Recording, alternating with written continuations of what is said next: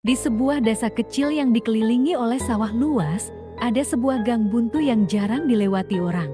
Gang itu sempit, gelap, dan hanya diterangi satu lampu jalan yang sering berkedip-kedip. Warga desa percaya bahwa gang itu dihuni oleh sesuatu yang tidak kasat mata, terutama setelah serangkaian kejadian aneh menimpa mereka yang nekat melewatinya saat malam tiba.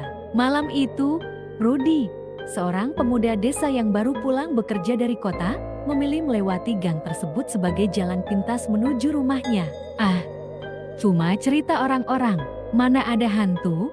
Gumamnya sambil memasukkan tangan ke dalam saku. Saat melangkah masuk ke gang, udara terasa lebih dingin dari biasanya.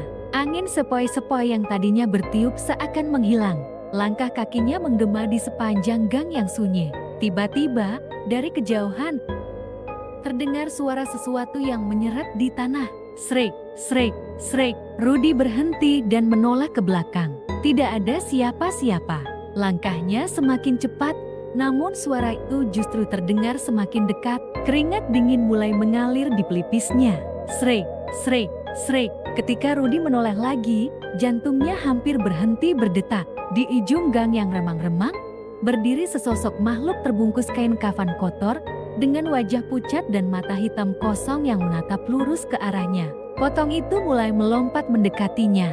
Suaranya terdengar semakin jelas, seperti sesuatu yang menyeret-nyeret tubuh di atas tanah. Rudy ingin berlari, tetapi tubuhnya kaku. Kakinya terasa berat seolah tertanam ke tanah.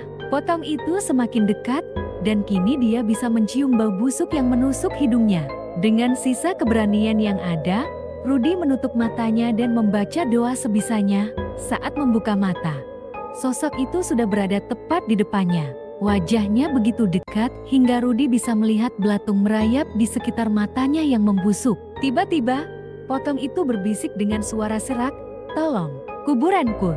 Salah tempat. Mata Rudy membelalak. Seketika tubuhnya jatuh lemas dan pandangannya menggelap. Keesokan paginya, warga menemukan Rudy tergeletak di gang buntu, pingsan dengan wajah pucat pasi. Sejak malam itu, gang tersebut semakin sepi.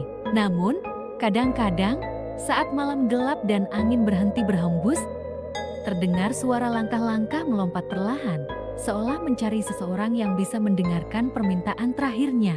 Sekian guys ceritanya, semoga terhibur. Jangan lupa subscribe, like, komen, dan share akun Itun Bohlam.